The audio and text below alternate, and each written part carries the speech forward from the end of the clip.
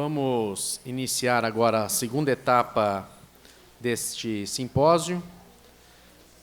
Iniciar essa tarde com a apresentação da mesa redonda Relações Parentais e Cooperação. Para coordenar a mesa, nós vamos convidar a pedagoga e psicopedagoga, a professora Kátia Alves.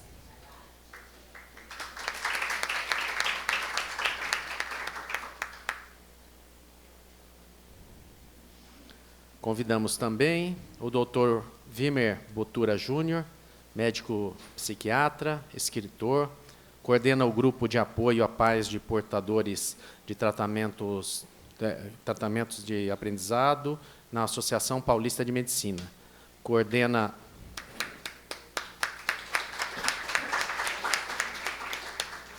o programa de atenção aos transtornos de aprendizado, chamado PATA, da mesma associação APM. Professor convidado da FMU São Paulo. E meio estranho por fazer, mas eu vou me convidar para a mesa.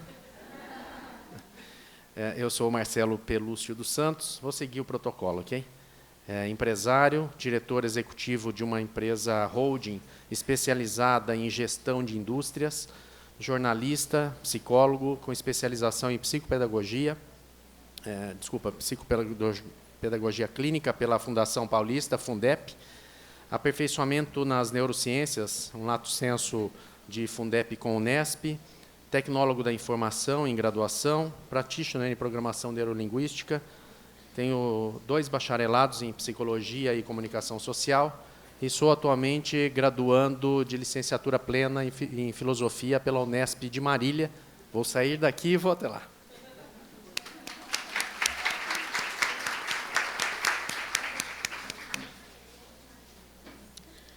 Boa tarde a todos. Com grande entusiasmo que nós continuamos a nossa conversa, o nosso diálogo, compartilhando importantes conhecimentos nesse tema tão acalorado sobre a saúde mental na escola. Nossa mesa agora fala de algo muito importante para nós educadores, as relações parentais e a cooperação. Não fazemos nada sozinhos. O educador precisa da cooperação e precisa das relações. Passo a palavra agora para o Dr. Vimer. O Vimer pediu para... Ele fala primeiro? Então, vamos atender o Dr. Vimer. Quem fala primeiro, então, é o Marcelo. Com a palavra, Marcelo Pelúcio. Então, eu começo como se não tivesse falado com vocês.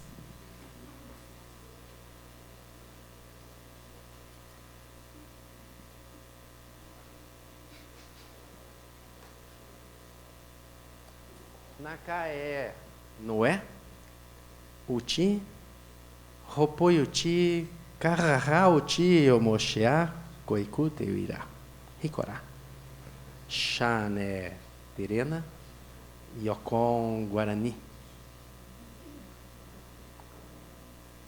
Parece japonês. Não é japonês.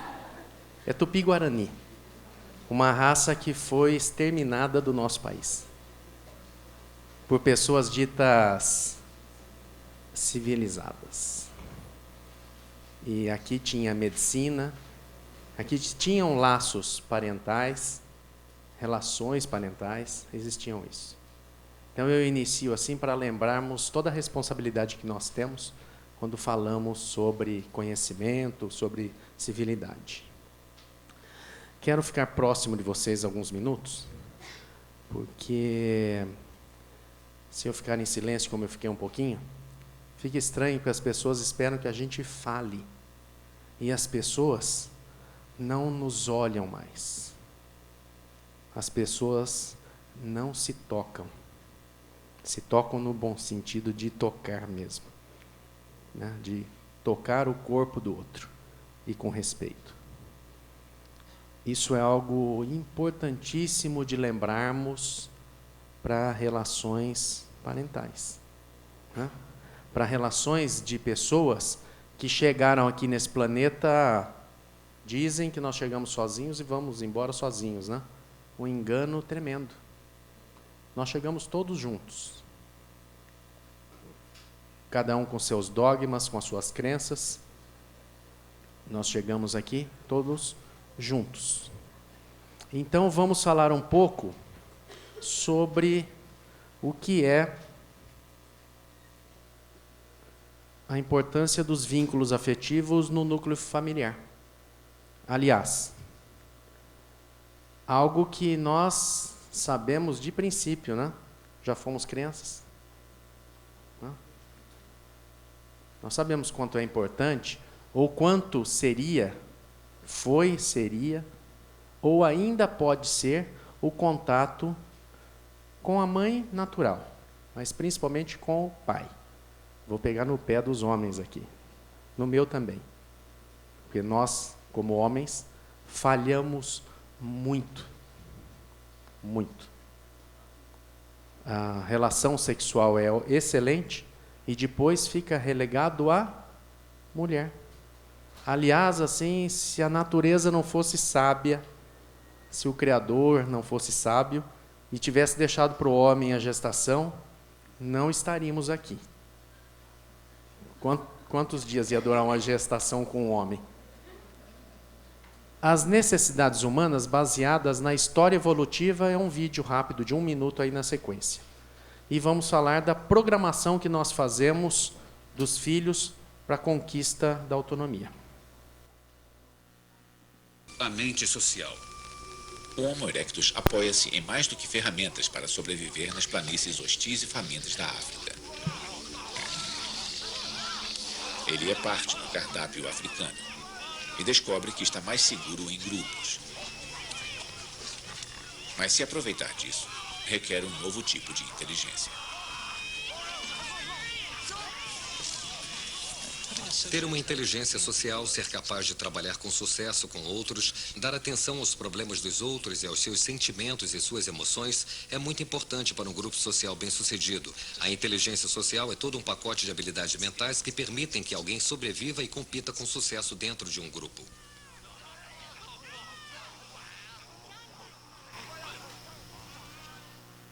Como hominídeos, lá na África, no início do que imagina a ciência, nos limites da ciência, a origem do ser humano, nós descobrimos que viver em grupo é muito mais seguro. E nós éramos, como o vídeo disse, a caça na África. E hoje, nós temos o mesmo medo que nós tínhamos do leão, do outro homem, do mesmo homem. Homem agora, não mais do sexo masculino, mas homem como ser. Que é outro erro do português, né? Devia ser diferente também. E vocês merecem isso, viu? Não estou falando porque vocês são maioria, mas é porque vocês merecem mesmo esse respeito. Então, agora nós temos o mesmo medo. Aquele mesmo medo, se aqui estivesse tudo apagado e quando acendesse, algo se movimentasse no formato daquele canudo assim que coloca no seu nome, coloca embaixo da porta para não entrar sujeira. Você olhou, parece uma cobra, todos pulam de medo. Nós temos medo hoje do próprio ser humano. E as crianças dessa geração, principalmente, têm medo dos próprios pais.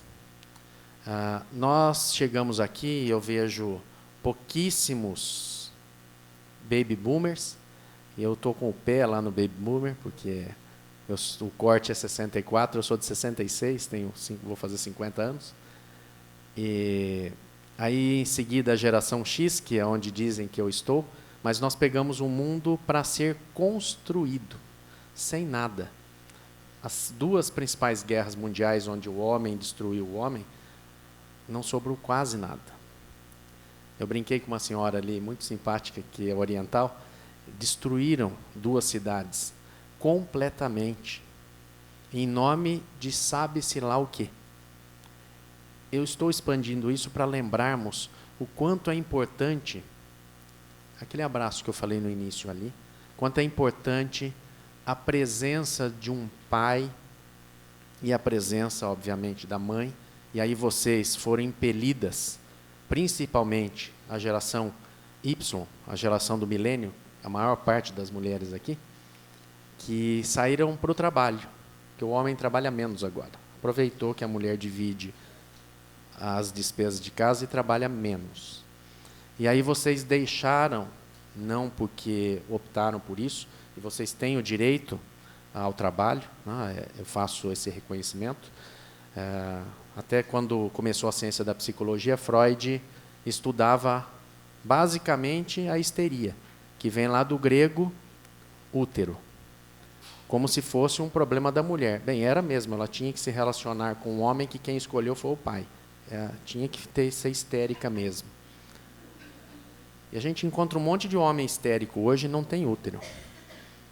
Então, importante lembrar que as relações parentais são importantíssimas, que os pais sempre relegaram as mulheres, e as mulheres, nesse momento, trabalham, estudam mais, e nós temos um problema de terminologia. Eu assumo para mim essa responsabilidade agora.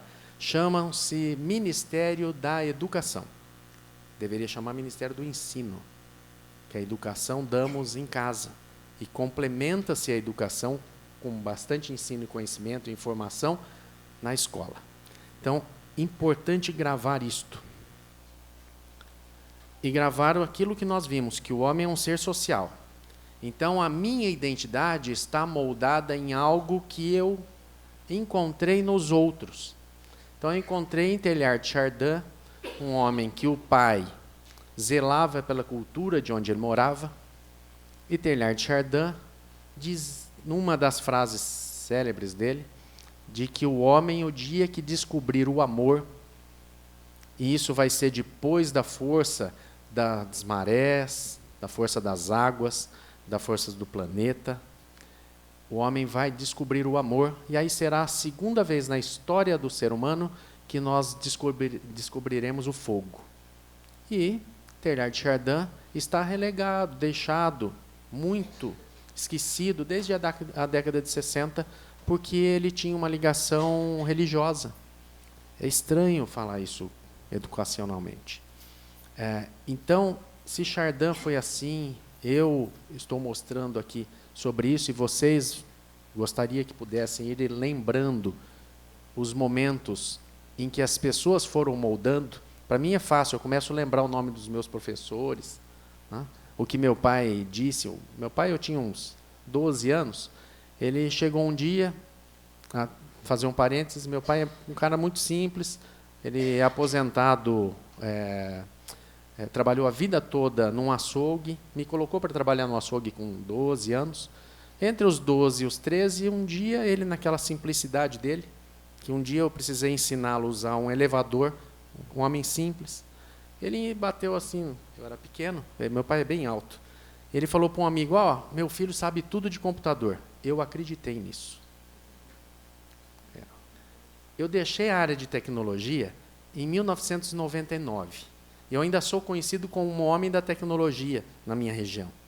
E eu sou um usuário master, porque entendia, eu desenvolvia sistemas, né?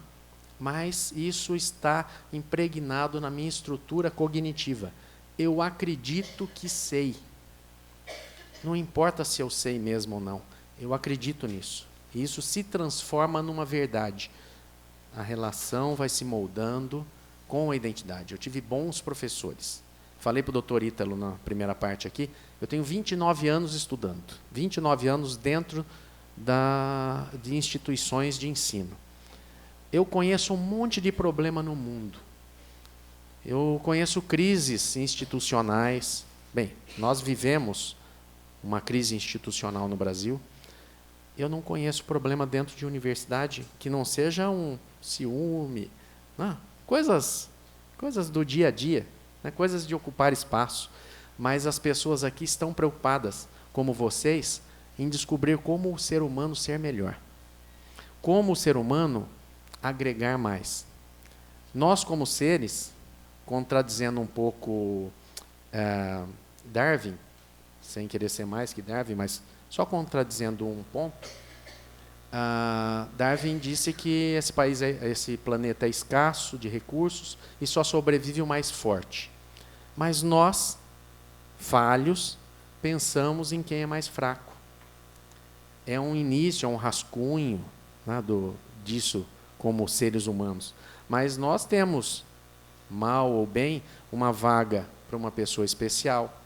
Nós nos preocupamos, não conseguimos ainda universalizar de forma tal que todos tenham seu espaço, mas nós pensamos nisso e nós invertemos essa lógica darwiniana. As crianças querem ser notadas. Vocês já olhem para a criança de vocês, olha aí para dentro. Faz um exercício de como a sua criança gosta de ser notada. Está escrito embaixo ali, ó. Os homens sabem disso? Menino, eu trabalhei o dia todo, como se trabalho para criança fosse um negócio importante.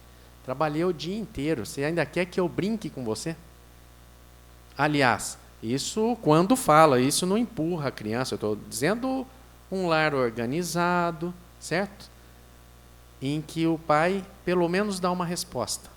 Importante registrar isso, porque eu vejo pedagogas lindas aqui, que precisam puxar as orelhas dos pais. Pais, homens. Que a mulher, ela normalmente faz o papel bem feito. Existem falhas, mas a mulher tem de natureza, vocês foram preparadas para isso.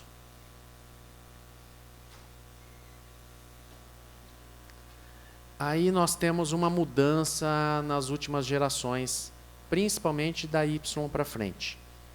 Que o ambiente familiar, na constelação familiar, passou a ser tentacular. Fui numa festa. Cheguei lá, eu conheci uma das pessoas que tinha me convidado. Marcelo, deixa eu te apresentar aqui uma filha minha que você não conhece. Me apresentou. Falei, essa é minha filha do segundo casamento. Segundo? Mas eu achei que ela era casada pela segunda vez. Aí, essa daqui você conhece, é do primeiro. Virou uma confusão. E ele tinha um filho do terceiro casamento. Então, ele tem 3 filhos de 3 casamentos. As 2 ex-esposas estavam lá. Eu acho interessante que há esse relacionamento. Eu sou divorciado, não há esse relacionamento. Deve ser porque eu sou homem. Aí, estava lá. Eu sei que a esposa dele já tinha um outro relacionamento, tem 2 filhos. A mãe dele é separada, está casada novamente e estava lá com o outro esposo, que também tem filhos, eu não vou me alongar. E ela tem os filhos que eu conheço, aí eu olhei, namorei a filha dele, não sabia. Começou a ficar problemático. O irmão, também é divorciado, me apresentou o filho do primeiro casamento. Imagina, estou tentando montar essa imagem tentacular que viraram as famílias. É difícil para o pedagogo trabalhar isso. Muitas vezes você nem entende qual é a dinâmica, como é que foi organizada. Aliás, eu acho que não tem muita organização hoje. E é o segundo tópico, que é a organização dos lares. As pessoas precisam trabalhar, cada uma com seus problemas, e acabam deixando de lado algo muito importante, que é um ser informação. Bem, eu tenho 50 anos, me sinto em formação ainda, minha mãe mora aqui, foi delicioso ganhar um abraço, um beijo na hora de dormir, ela arrumou minha cama, e eu estou aqui em formação. Imagine uma criança. Imagine aquela criança que os pais estão presos, a avó está presa, que estão sob os cuidados de cuidadores. Alguns desses cuidadores estão lá no CREAS porque atacaram um outro ser em formação. Eu estou mostrando um quadro ruim para explicar essa coisa das relações conflituosas, que nós pegamos muito e sabemos que o desempenho acadêmico cai demais. Não? E qual é o reflexo disso ao longo da vida? Como é que essas crianças de hoje perdemos, porque uma geração, nós consideramos 18 anos, mas quem é pedagogo sabe que perde a cada 6 uma criança. Entrou lá no ensino médio, perdeu. E com esse agravante, qual é a construção simbólica que ela faz de família, de pessoas, de adulto, aqueles problemas que o Dr. Gustavo trouxe de manhã, ele que atende lá no CAPS, então já está encontrando esses problemas, né? Certo? O que influencia o pensamento e a imaginação dessas crianças? Como que eles representam o mundo? Como que é o mundo para uma criança? E eu gostei quando a professora mestra Débora disse que, né, o professor que chega não é crítica a nenhum pedagogo. Boa noite, bom dia, boa tarde. Porque você precisa se impor. Precisa se impor, concordo. E qual foi o último dia que você olhou? Porque é só olhar, não dói. Olhou para a criança. Para cada uma delas é um chamado que eu faço. Me vejo no compromisso. Esse compromisso de responsabilidade social que eu pratico pessoalmente. E que aí eu vou usar os últimos minutos para falar o que eu faço com a educação de adulto. Eu sou fã número 1. Número 1 é muito... Eu sou fã do Paulo Freire, em educação de adulto. Isso é no final. Jogos, brincadeiras e tecnologia. Olha que família exemplar essa da imagem.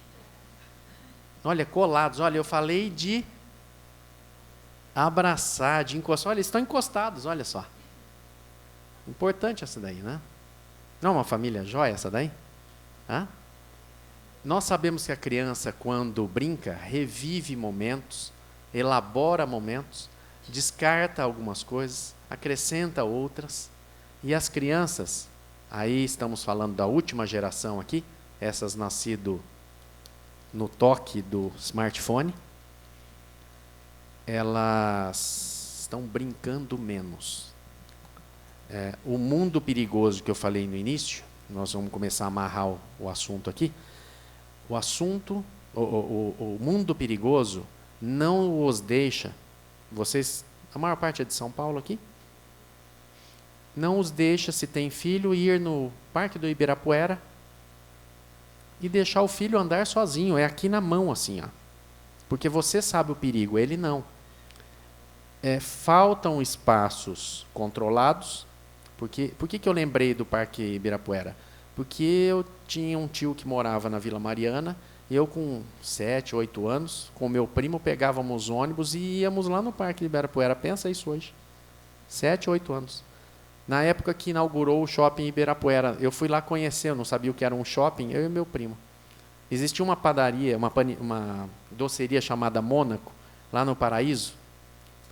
Nós íamos a pé da Santa Cruz, ele morava, não existia o metrô ainda, eu sou bem antigo, não tinha o metrô, estava em construção. Atrás do Arquidiocesano tem a Rua Afonso Celso, ele morava ali, nós íamos a pé, doutor Ítalo, até o Paraíso. As crianças não têm isso, aliás, elas não têm nem terra para brincar, certo? Para saber o que é textura da terra, né? Então, essas gerações que estão aí, elas têm um isolamento. O Dr. Gustavo falou sobre a depressão que se transforma numa doença psiquiátrica. Elas estão isoladas. A minha fanpage hoje tem mais de 4.000 seguidores, que eles chamam de amigos. Eu conheço poucos. Tem uma que eu quero dar o nome, que ela... Cadê a Mônica? Olha, ela fala comigo, Mônica Pavani, ela fala comigo, né? Eu peco, porque eu sou diretor executivo de 8 indústrias, então eu demoro para responder, mas procuro responder.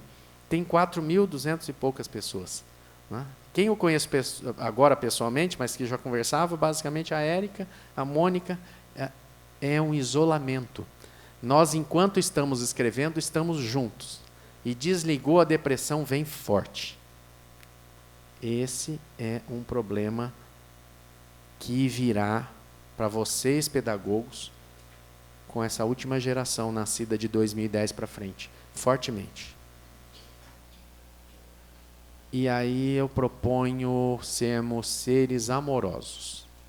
Eu estou aqui me limitando às questões de ciência, só. Mas existe um livro sagrado que diz que se eu oferecer primeiro, eu recebo depois.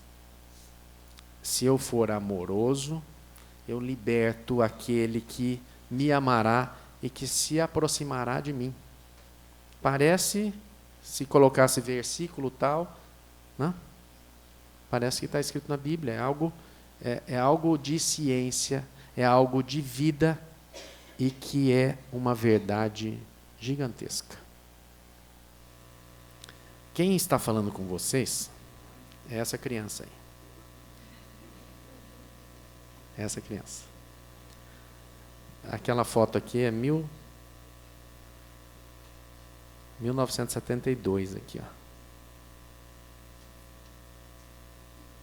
1972. Aqui é antes. Eu estudava num colégio de madre francesa. Até eu quero colocar isso para vocês, que eu acho importante, porque normalmente nós mostramos os problemas, mas nós também podemos elaborar problemas. E aqueles que nós encontramos quando pedagogos, podemos ajudar ao aluno a elaborar. Eu sou canhoto de natureza. E naquela época era contra Deus ser canhoto. Eu ficava com a minha mão amarrada e aprendi a escrever com a direita. Hoje eu sou ambidestro. Eu escrevo na lousa com a esquerda, no papel com a direita. Se eu for chutar, eu não jogo bola, mas se eu for chutar com a esquerda, eu como com a esquerda. Ficou ótimo, eu aprendi algo. Eu elaborei isso. Tive pessoas que trabalharam isso comigo, sem saber, me deram amor. E aí eu vou encerrar. Tenho 6 minutos, doutor. Eu vou encerrar dizendo o seguinte, o que eu acho muito, muito, muito importante. Eu trabalho a educação continuada. Então, eu trabalho com adultos. Bem, TDAH, o doutor Gustavo falou que deve ser, no máximo, 2%. Né? Esses 2% existem, concorda? E eles saem da escola. Para onde eles vão? Mercado de trabalho. Aí existe também o neurótico. Aquele que consegue viver, o psicótico. Estou falando das coisas moderadas, aqueles que são psicóticos e que conseguem viver conosco, certo? Ou medicados, ou não, porque é moderado. Nós temos dislexia. E todos os diz que o DSM-5 mostra como se quase todos fôssemos doentes. Quando eu era aluno de psicologia, um professor de psicopatologia começou a colocar as doenças. Eu somei e falei, já deu 200% da humanidade. Então, essas pessoas vão para o mercado de trabalho. Eu sou TDAH diagnosticado. Na minha época, eu dizia que era disritmia cerebral. Eu aprendi a fazer controle, percebi que isso é bom e eu trabalho com adultos. Tenho mais de 1.200 colaboradores em 8 indústrias que a minha holding administra atualmente, e que eu tenho responsabilidade com essas pessoas. Eu olho para elas. Eu passo pela indústria, no chão, o que chamam de chão de fábrica. Eu já fui chão de fábrica, eu já trabalhei em fábrica, manufatura. Eu olho para as pessoas, o que o meu chefe não olhava. Então, se o meu chefe não olhou, eu posso olhar. Se nós, como pedagogos, não tivemos esse olhar de alguém, ainda assim nós podemos ser amorosos e podemos oferecer para alguém.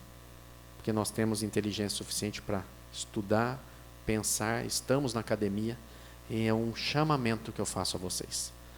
Existem os disléxicos. Uma pesquisa americana, que eu não me lembro a fonte agora, diz que a maior parte dos disléxicos caem no trânsito. São motoristas de caminhão. Bem, o motorista de caminhão é um cara difícil de conversar, difícil de entender as coisas. Como ele tem uma rotina, ele aprendeu com 18 anos quais são os símbolos, e ele entende aqueles signos e ele dirige. E ele cumpre regra, porque o disléxico, ele cumpre regra. Ele só tem dificuldade. Aliás, ele só é um pouquinho diferente da gente, porque quando não existia universalização do ensino, eles até comandavam as coisas. Hoje é que ficou difícil para eles. Então, essas pessoas têm a vaga lá para dirigir caminhão, para ser motorista de táxi. Pode ver que tem motorista de táxi que é conversador, tem outros que não falam muito, e que, se você fala, parece que ele tem dificuldade. Se fizermos uma pesquisa, você encontra alguns ali. Então, o que eu coloco é entender essa dificuldade das pessoas e aproveitar ao máximo as capacidades delas. Para o meu cliente ou para a minha empresa ser mais rica, também. Mas o primeiro é para elas voltarem para casa se sentindo melhor. É isso que eu acho importante. Como pedagogos, se vocês a cada dia encontrarem uma criança que com seu olhar, com seu sorriso, sorriso, um olhar dá bom dia, e fizer essa criança voltar melhor para casa, você muda o mundo. E aí eu aprendi, vou encerrar dessa forma, eu aprendi nos bancos do curso de psicologia, porque eu acreditava que eu podia mudar o mundo. Eu não pensava que não dá para ser de uma vez só, eu queria mudar o mundo. Aí eu descobri que eu atendo uma pessoa dentro de um setting terapêutico. E eu mudo o mundo interno dessa pessoa. É capaz de mudar o mundo interno. Quem é psicólogo aqui? Levanta a mão. Não é uma delícia quando você percebe que mudou o mundo da pessoa? Você não volta para casa mais forte? É gostoso. O que mudou para mim? Nada, mudou o mundo dele. O meu continuou quase igual. Aliás, a gente leva uns probleminhas para casa para resolver com o nosso terapeuta, né? Mas nós mudamos o mundo. E quando eu mudo o mundo interno de uma pessoa, eu mudo sim o mundo. Boa tarde para vocês.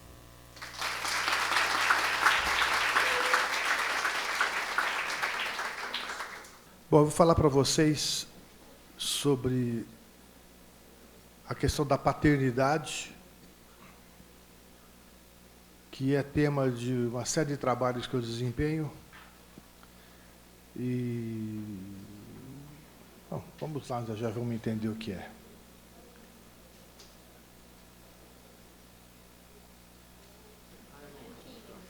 Hã?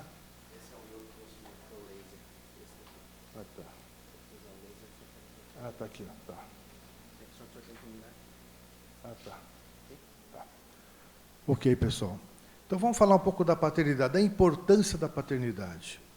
E quando eu falo de paternidade, eu quero me ater principalmente à função paterna, que teoricamente será desenvolvida pelo homem. Na história, a descoberta... Bom, na história, a descoberta da função paterna, a descoberta da paternidade é uma das coisas mais importantes em termos de mudanças da sociedade. Há 4 milhões de anos atrás, o ser humano era nômade, não havia família, não havia propriedade, não havia agricultura, não havia nada dessa estrutura social que nós temos hoje. Por alguma razão, algum dia, um homem e uma mulher ficaram juntos por mais tempo, porque eles eram nômades, passavam daqui para lá, outro de lá para cá, se relacionavam. Como o pensamento humano era primitivo, ele não conseguia imaginar que algo que aconteceu hoje ia gerar um filho daqui 9 meses, ele não tinha esse alcance de raciocínio, não tinha cognição, o nosso cérebro era primitivo. Então, o que acontece? A mulher era livre, se relacionava com quem ela quisesse, da forma que ela quisesse, assim por diante. Mas aí um homem descobriu que o filho não era só da mulher. Por alguma razão, ele descobriu que o filho também era dele. Então, ele passou a querer se assegurar da posse daquela criança, do poder sobre a criança, do direito sobre a criança, e, consequentemente, passou a obrigar a mulher a ficar com ele. Como é uma coisa de massa, uma diversidade de pessoas aconteceu isso, então o que acontece? Umas e outros ficaram espontaneamente porque acharam bom. Mas como o ser humano tem uma necessidade de mimetizar, ele tem copiar os outros, tem sentimento de inveja, que até mobiliza para coisas úteis, depende como a pessoa usa a sua inveja.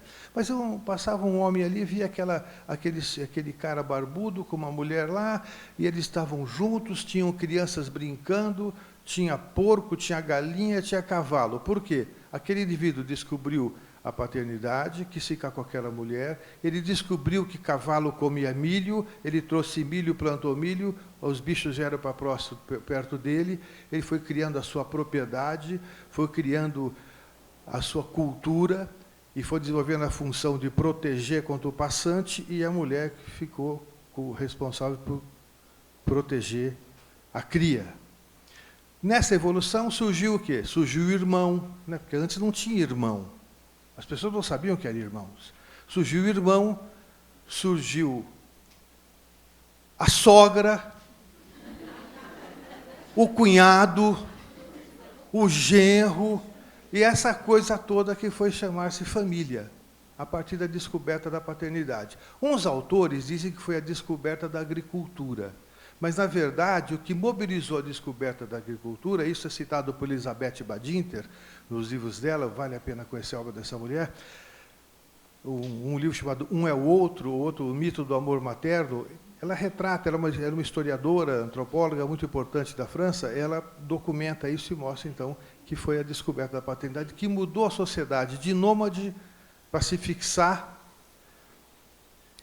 que fez criar a família, a propriedade, a necessidade de ter mão de obra, a necessidade de ter força para a guerra, para a luta, que organizando em grupos agora nós temos inimigos que querem passar, etc. Então, esse indivíduo pode ter construído essa história, essa propriedade, porque a mulher gostou dele, ele gostou dela e ficaram juntos. Mas teve um outro cara que passou lá, olhou assim, poxa vida, aquele cidadão está com uma mulher lá, tem um monte de criança, porquinho, vaquinha, galinha, cavalo, olha, não sei, que deve ser muito bom isso. O que ele fez? O cara começou tendo uma mulher, só que ele não sabia como que aquela relação se montou, ele pegou, viu uma mulher passando, deu-lhe uma tacapada, puxou pelo cabelo, arrastou e fez a família dele.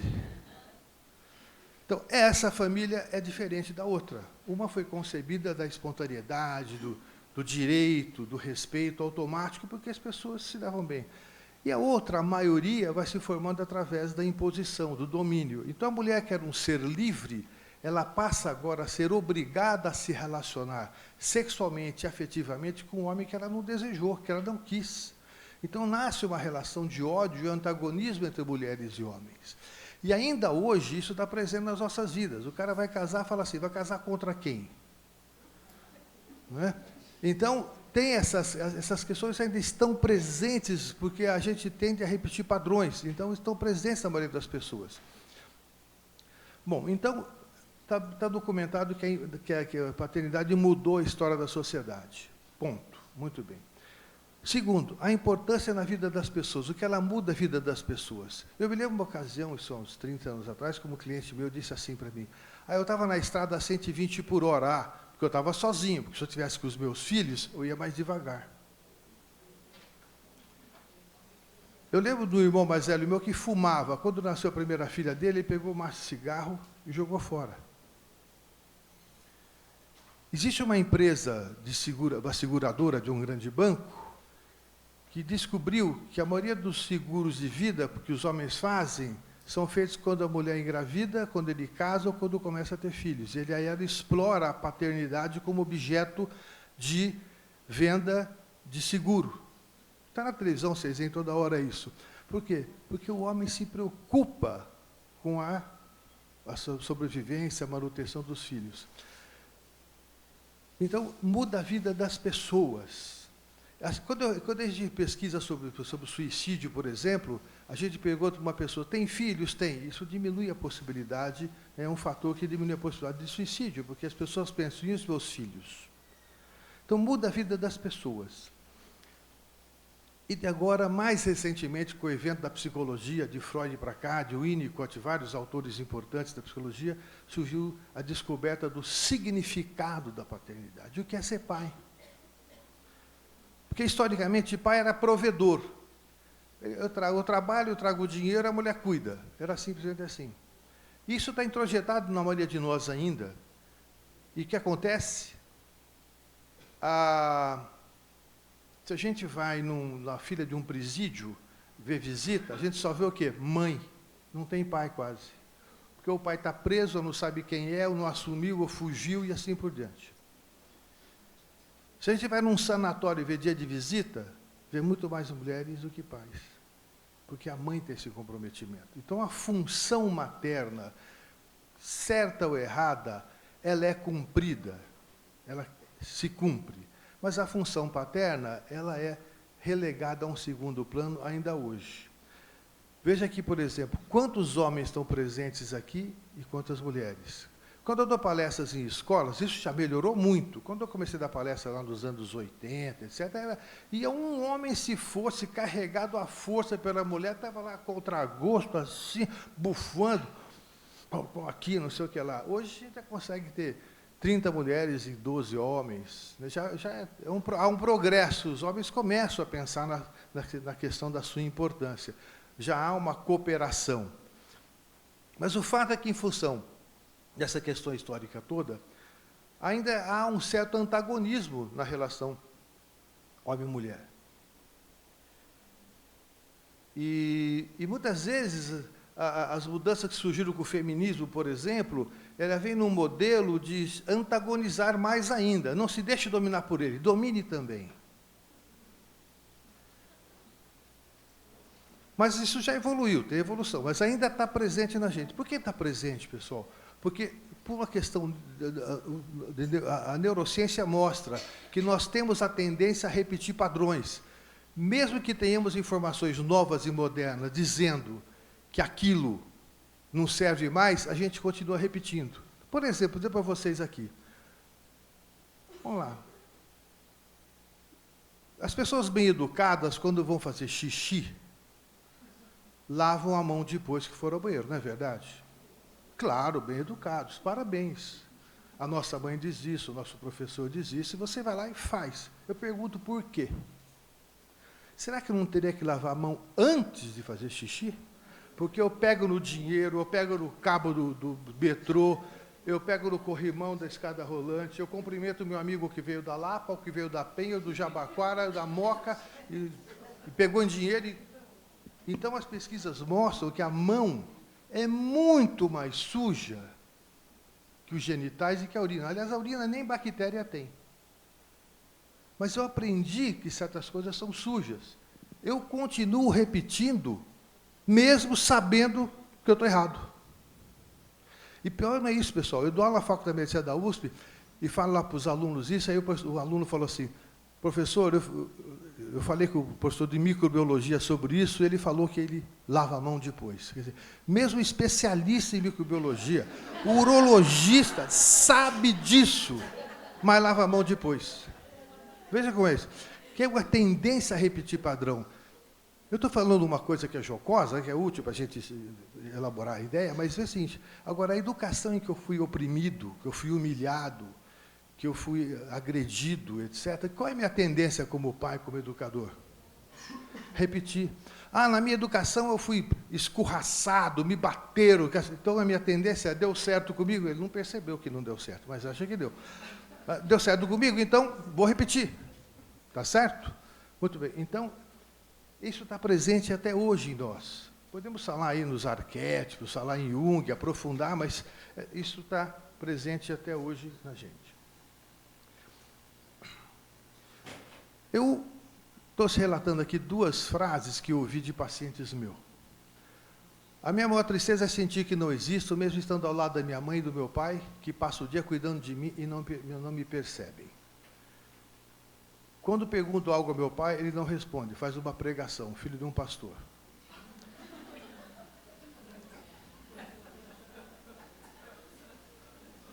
É sério, isso eu ouvi de paciente. Bom, então qual é o significado da paternidade? Qual é a função da paternidade? Desde Freud já falava isso, que a função do pai é introduzir na criança os valores da sociedade. O que é certo e o que é errado, o simbolismo da autoridade. E veja como isso é tão mal feito, que a maioria das pessoas só teme a autoridade brutalmente, ou absolutamente não a respeito e são do contra. Tem uma pesquisa feita na Universidade do Wisconsin, nos Estados Unidos, que mostra que as crianças que são educadas com escuta, com toque, sendo percebidas, elas se desenvolvem mais equilibradas. E a pesquisa foi feita em mulheres, e o interessante resultado que deu, que as filhas de pais autocráticos, violentos, etc., tendem a ter uma posição política mais radical. Ora, ou seja, de extrema esquerda ou extrema direita, mais radicais. E as pessoas que são educadas sendo percebidas, elas tendem a ter uma postura mais equilibrada. Okay? No fim, eu vou falar uma coisa aqui, que nós vamos fechar alguma coisa que está pendente aqui. Depois eu vou falar do tênis de frescobol no encerramento da minha fala. Então, quando nós vamos entendendo a função da paterna, a função dos pais, a verdade, a paternidade, temos que saber o que orientar, o que falar para esses pais, para as pessoas. Já que elas tendem a repetir padrão, elas não sabem o que é o novo que a gente tem que trazer. Então, a diferença entre controle e atenção. Muitas vezes, se falar, os pais têm que fazer isso, fazer aquilo, tem aquilo. Aquilo é tomado como uma grande responsabilidade, com medo de errar. Nossa, se qualquer coisa que acontecer de errado com o meu filho, a culpa é minha. Então, quando um filho tem um problema, qual é a primeira coisa que a mãe fala? Onde foi que eu errei? Sente culpa. A primeira coisa que ela quer é se livrar da culpa. Mas se livrar da culpa não resolve o problema. Então, nós vamos orientar os pais para aprender a diferença entre controle, atenção e amor. Diferença entre culpa e responsabilidade. Todos temos responsabilidade, mas a responsabilidade deve ser compartilhada. Quando alguém assume a culpa, ela pega a responsabilidade do outro. E o outro não assume sua responsabilidade.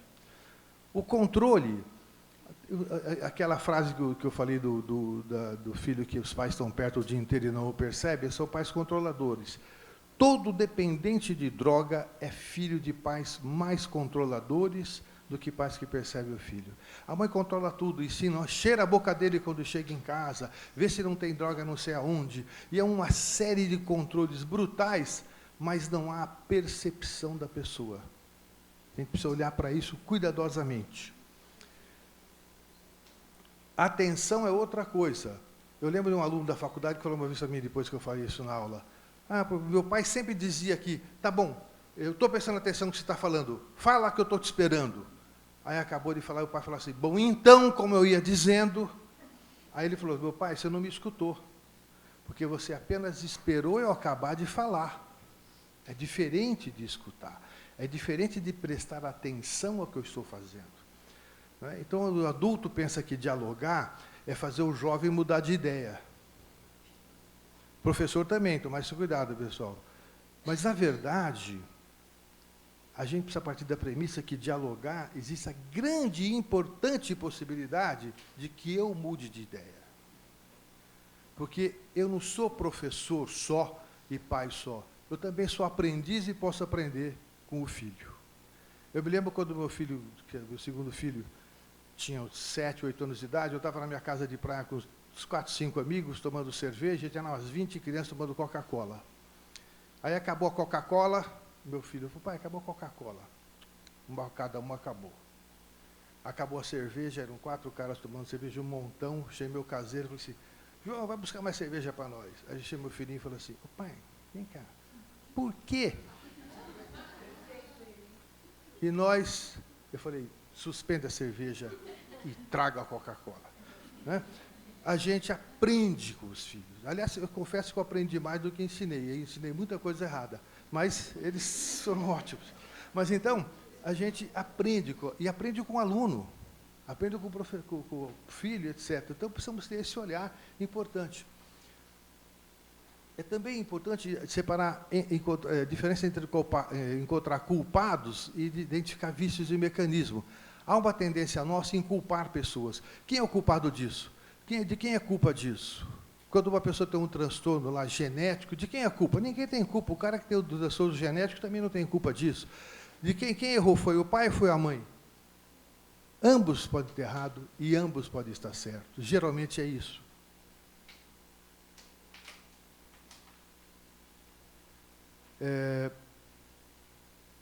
Ninguém pode ser culpado por ser portador de um transtorno e o correspondente diagnóstico. Quando a gente identifica um problema numa criança de aprendizado, comportamento, a tendência nossa é culpabilizar a criança ou alguém. Mas ninguém pode ser culpado por isso. a gente vai entender o mecanismo que gerou essa questão, o mecanismo, e intervir no mecanismo. Então, quando nós estamos trabalhando aqui a função paterna, falando da função paterna, nós não estamos querendo culpar o pai, ou punir o pai, ou falar mal do pai e assim por diante. Nós estamos identificando um mecanismo que se repete ao longo da história, que ao continuar se repetindo, vai gerar o mesmo resultado. Qual é a nossa função? É intervir na função, intervir no mecanismo, não é culpar pessoas. Isso é muito importante, porque ninguém faz o que faz com uma plena consciência. Faz porque aprendeu. A nossa tendência é repetir padrões. Como eu vou fazer diferente se eu não tive essa referência, se eu não aprendi? Só os privilegiados conseguem fazer isso. Né? E privilégio é uma questão de sorte, muitas vezes. Né? Também os transtornos versus defeito moral. Às vezes as pessoas têm um problema qualquer, a gente já coloca uma questão moral. Na questão do erro no aprendizado, como é comum a pessoa ter vergonha de ter errado, porque no passado se humilhava quem errava. É como se a criança, ao entrar na escola, tivesse que saber, a obrigação de saber, mesmo o professor explicando mal. E existem professores, pessoal, que têm, quando fazem a prova, estão muito mais interessados em perguntar o que o aluno não sabe, para provar o que ele não sabe, do que saber o que ele sabe.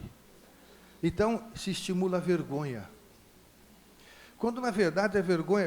Eu estou pesquisando sobre vergonha, é o livro que eu pretendo escrever daqui uns 2 anos, que eu tenho outros da frente, mas a vergonha é interessante. Quando nós temos vergonha de um monte de coisa que não temos que ter, mas precisamos ter a capacidade de sentir vergonha. E eu entendo que a vergonha que todos nós devemos sentir é a vergonha de abusar do poder, você sendo um privilegiado de ter conseguido o poder, ou ter dado o poder, ou ter dado a beleza, ou ter dado a inteligência. A gente devia se envergonhar disso. Se eu tive esse privilégio, eu não devo abusar do menos capacitado, porque ele não teve esse privilégio. Eu deveria me envergonhar disso, de abusar do poder, de manipular pessoas, de oprimir pessoas. Isso sim. Tudo isso que eu estou falando aqui está dentro de um projeto que eu estou desenvolvendo, chamado Novo Olhar, Novas Atitudes. Quando o Marcelo falou da minha atividade, eu desenvolvo na Associação Paulista de Medicina, eu sou presidente do Comitê de Adolescência, desenvolvo lá, já há muitos anos, um grupo de apoio a pais de portadores de transtorno de aprendizado, trabalho gratuito, e também um projeto chamado Novo Olhar, chamava antes PATA, Programas de Atenção ao Transtorno do Aprendizado, agora mudou para o Novo Olhar, Novas Atitudes. O que é isso, Novo Olhar? É levar as autoridades, os pais, os educadores, os médicos, os psicólogos, os pedagogos, a ter um olhar diferente do que se tinha até, do que se tem ainda, sobre a criança que apresenta algum tipo de transtorno. Em vez da gente fazer o que é comum fazer, criticar, humilhar, punir, excluir, etc., precisamos fazer com que as pessoas percebam a pessoa, trabalhem com a ideia de identificar mecanismos e não culpabilizar, e levar a pessoa para diagnóstico e tratamento. Levar a família para esse apoio, diagnóstico e tratamento. Então, a gente faz videoconferências mensais, e eu tenho apoio do Rotary Club agora para divulgar para o Brasil inteiro. O Rotary Club é uma instituição muito interessante, não sei se vocês sabem, mas é responsável pela erradicação, quase erradicação da poliomielite no mundo. Essa campanha que teve de vacinação aqui, que o governo fala e faz, etc., é patrocinada pelo Rotary Club, é o Rotary Club que captou $1 milhão para comprar vacina, pesquisar e aplicar, etc. Só tem 2 países no mundo hoje que estão com poliomielite, que são o Afeganistão e o vizinho dele ali, Paquistão. Na Nigéria, que era o terceiro que tinha, já está 1 ano sem um caso de poliomielite. Vocês possivelmente não sabem o que é poliomielite. Essa geração jovem não viu, mas a minha geração, todo mundo via. Por que não sabem? Porque a vacina curou. E quando eu estou falando aqui da vacina, eu criei esse projeto aqui de Novo Olhar, Novas Atitudes, para que o conhecimento, para que a atenção, para que o contato, a escuta, sirvam como vacina também para baixa autoestima, por abandono, para a sensação de não ser percebido, por adoecimento social, adoecimento psicológico e adoecimento clínico mesmo. Então, esse é um projeto que nós estamos desenvolvendo. Aqui.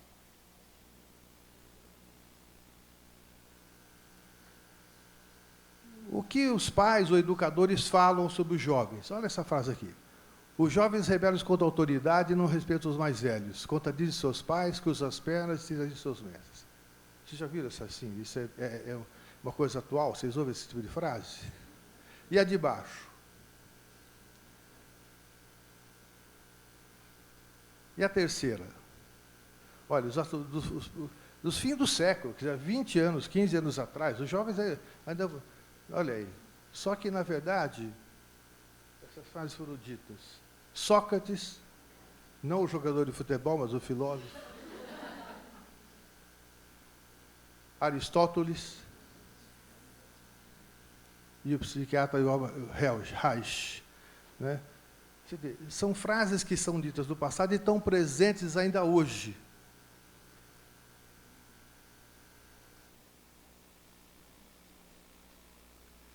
Essa questão da educação repetitiva, desse padrão todo, e aqui eu vou questionar, pessoal, eu não quero ser crítico, mas quero questionar a nossa função de educador e o que é educar efetivamente. Então, nós não conseguimos nos livrar disso. Isso aqui na França era a educação dos jovens para a guerra. Mas não é só na França. Na Alemanha, tinha uma propaganda. Se você for para a guerra, você conquista belas mulheres. Deixa todas viúvas depois, mas faz mal, isso não tem importância nenhuma.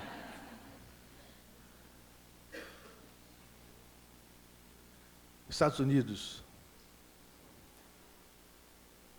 Porque existe uma falácia que nós repetimos e acreditamos, pessoal, é que nós sabemos o que é melhor para os outros. Pai acredita que sabe o que é melhor para os filhos. Mas se eu for perguntar para vocês aqui, quem segue a profissão que o pai escolheu para vocês, vai ver que é a minoria. Principalmente os que estão dando certo.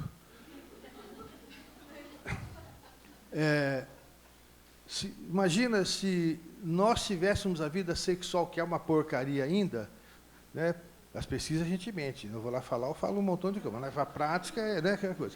Então é o seguinte, se nós tivéssemos a vida sexual que a nossa mãe preconizou para nós e o nosso pai, imagina. Agora imagina se fosse a dos nossos avós. Né? Eu lembro o dia que eu atendi uma moça, na verdade eu estou fazendo síntese de várias experiências de terapia, sintetizei numa personagem que eu estou criando, né, que eu criei. Ela falava assim, eu tenho a maior raiva da minha mãe. Por quê? Nunca me falou nada sobre sexo. E você? Eu tenho muita raiva, nunca... Então, você não deve ter raiva da sua mãe, porque se ela, sem falar nada, já fez esse estrago, imagine se tivesse falado.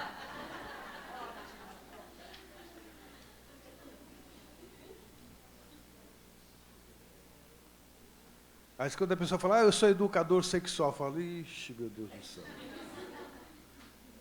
Isso aqui, eu estou mostrando fotos, pessoal, que pode falar assim, mas são coisas muito antigas ou de longe, é porque eu não quis mostrar nossas para não polemizar no Brasil. Mas esse fenômeno tem em muitas situações aqui no Brasil, presentes na educação, em várias instituições, vários movimentos e assim por diante. Né? Então, hoje as guerras são outras. Então, as crianças, através da educação, ainda continuam sob o domínio das expectativas do universo falsamente adulto. Isso é muito importante. A maioria de nós tem idade para ser adulto, mas eu perguntaria, quantos de nós realmente somos adultos? Quantos dos nossos pais realmente são adultos? No sentido de responsabilidade, de compromisso, e não com uma postura crítica. É porque simplesmente aconteceu que o mecanismo de educação era esse, infantilizava as pessoas. Eu estou escrevendo um livro sobre erro, e dele eu estou falando sobre pensamento, e uma grande crítica que tem ao longo da escola, na escola, é que nós às vezes ensinamos o aluno aquilo que ele tem que decorar e aprender, mas desensinamos a pensar. Porque o pensamento, ele não pode, o pensamento criativo, ele precisa ter liberdade. Ele é um mecanismo que não pode estar sujeito a regras, pelo menos como criatividade, como pensamento. Ele vai chegar à regra, mas não como nós muitas vezes ensinamos o que tem que aprender. Na Faculdade de Medicina tem uma aula que a gente dá que chama assim, o saber fazer e o saber ser. É coisa para professor. O saber, pessoal, muda com o tempo. Tem um monte de coisa que eu tinha que saber, que eu soube, que já não serve mais. Na medicina, por exemplo, tem um monte de remédio que eu usava. Em 1973, quando eu formei, diarreia se tratava com remédio. Hoje você dá Coca-Cola, dá suco, dá etc. Muda o conhecimento. E o professor também muda o conhecimento. Depois, o saber fazer. Eu aprendi a bater a máquina, apanho do computador. E minha netinha de 6 anos me dá um show no iPad. O saber fazer muda com o tempo.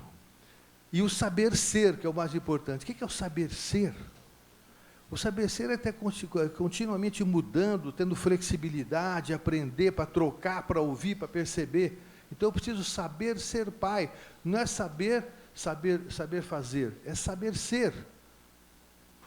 Esse é o grande aprendizado, uma reflexão importante para todos nós. Então, o que há de novo? 5. O que há de novo, pessoal? O que eu estou dizendo é o seguinte, na verdade, quase todas as novidades que surgiram não são novas na medida que elas são agregadas a um passado para dominar, para ter poder sobre os outros. Se descobre o avião para ter poder sobre o outro. Como o primeiro cara que descobriu o fogo, descobriu para várias coisas, inclusive para ter poder sobre os outros, como o avião também, assim por diante. Então, tudo que há de novo, ele acaba se envelhecendo e tornando quase que inútil para a evolução da sociedade. Então, aqui eu propus uma coisa, para encerrar aqui, uma brincadeira sobre o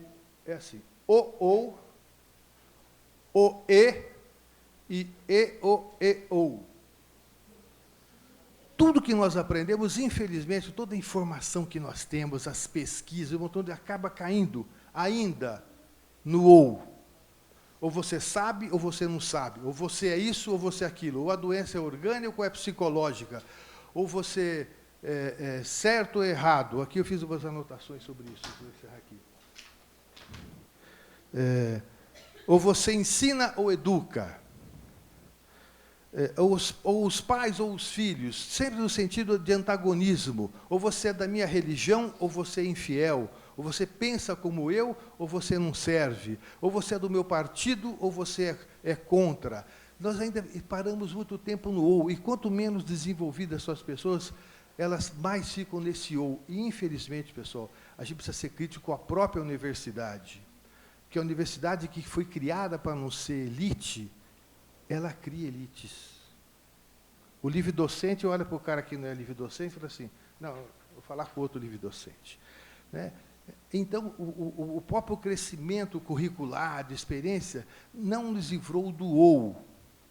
Então, nós vamos trabalhar que o ou é exclusão, quer dizer, ou você é do meu tipo, pensa como eu, ou você não serve. Eu incluo alguns e excluo o máximo. Muitos. Isso é um pensamento importante, é isso. Segundo, então, pensamos no E, já é uma evolução, que inclui. Mas precisamos trabalhar muito na construção do nosso cérebro, criando mais vias alternativas de lidar com informações, do E ou. Então, quem é responsável por isso? É o pai ou a mãe? É o pai e a mãe? Pode ser o pai e ou a mãe. Quem é responsável pela função paterna? Em muitos casos, é a própria mãe que faz a função paterna. Se ela espera que o homem faça, ela pode não fazer. Então, não é o ou, é o e ou, que traz a cooperação, ela traz a alternativa. Então, o que eu quero trabalhar com vocês aqui? Né? Para a gente aprender, evoluir com tudo que nós estudamos, a leitura da história, o aprendizado todo, a lidar com o e ou, em vez do ou. O ou limita, e muitas coisas aqui nós não percebemos, nós estamos falando da e ou excluindo coisas. Então, é importante agregarmos o e ou. Essa é a mensagem mais importante que eu queria dar para vocês aqui. E, para encerrar, vou falar do frescobol e do tênis. Esse exemplo, eu acredito que é do Rubem Alves. Acho que é dele, mas eu tenho falado bastante sobre isso, mas eu acho que é dele. A relação humana tem que ser que nem um jogo de tênis, pais e filhos, qualquer relação.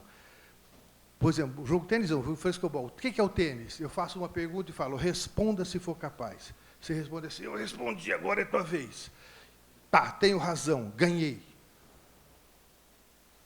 Aí o que perde fala, você não perde por esperar, um dia eu vou ganhar de você. É o ou. E tem que ser o jogo do frescobol. O que é o frescobol? Eu vou sacar, se é para uma criança, eu percebo a criança, saco de forma que ela possa responder. Se é um adulto, um adolescente, eu tenho que sacar diferente. A pergunta tem que ser diferente para que ele possa responder, que seja interessante. Se é com um idoso, a pergunta é de outro tipo. Então, eu preciso desenvolver a habilidade de perceber a pessoa, notar a pessoa, como disse o Marcelo. Ouvir, escuta.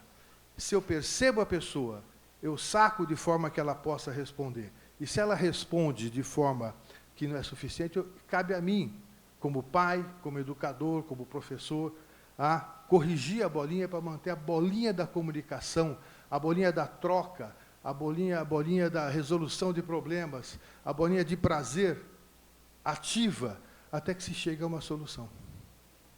Então, eu brinco aqui com vocês. Hoje, eu estou tentando ser um cara que ensina o EO e jogar frescobol. Se você jogar de frescobol, estaremos ganhando. Obrigado pela atenção de vocês.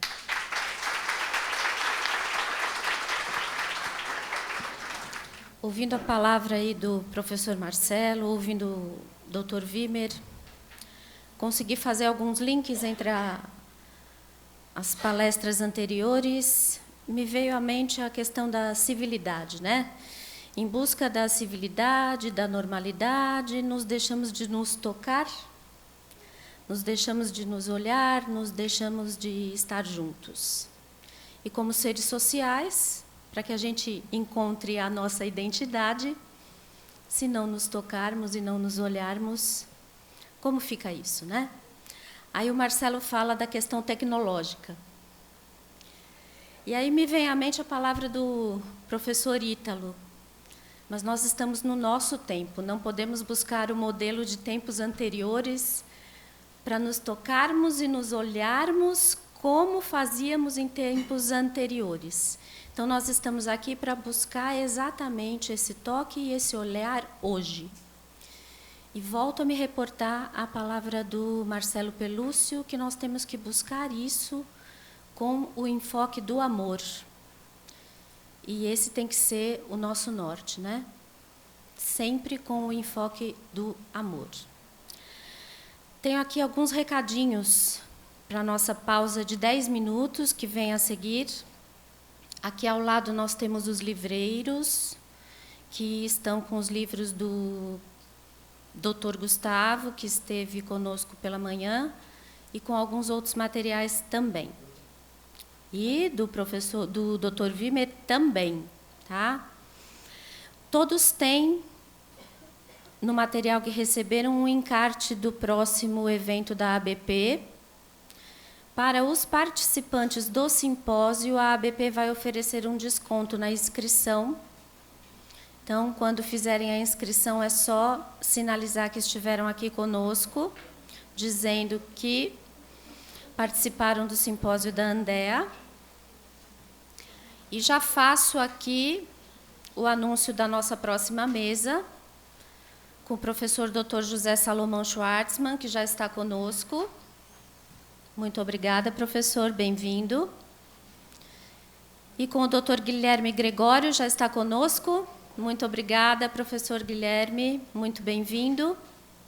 Então, temos agora os nossos 5 minutinhos, então não são mais 10. Professor Marcelo Pelúcio, quer uma palavrinha, vamos lá. No máximo 2 minutos.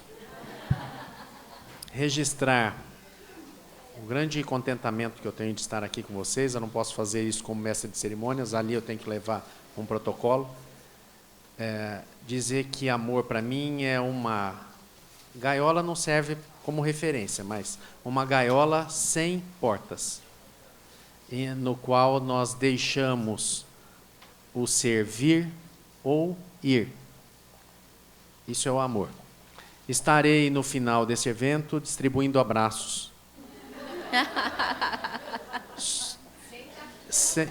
Sem tapinhas nas costas. E sem contar o tempo também. Isso. E sem nenhum preconceito em abraçar homens. Abraçar homens não tira a minha heterossexualidade. Agradecer também a presença de 2 pessoas que vieram de Marília. Eles fazem, como eu, parte de um trabalho de responsabilidade social. Então, não posso deixar de registrar que o Anderson e o Ivan saíram de lá na madrugada, né? O Ivan está ali dentro trabalhando. Ele é gerente de indústria e faz comigo esse movimento de responsabilidade social. Eu falei 30 minutos com vocês de um mini curso de 5 horas, em que a minha holding banca isso. Eu vou para João Pessoa daqui uns dias, o Moarama, e eu posso ir em qualquer cidade que vocês me chamarem. Só peço para que tenha lá 50 pessoas, porque precisa valer a pena o tempo da gente de viagem, né? Mas isso é feito de forma graciosa, sem interesse absolutamente nenhum. E também, 15 segundos, dizer para vocês que a gente implanta algo nos negócios que nós chamamos hoje de tecnologia de comunicação. Isso é algo que está em desenvolvimento e que funciona bem nos negócios e que eu quero ter a oportunidade de falar com vocês.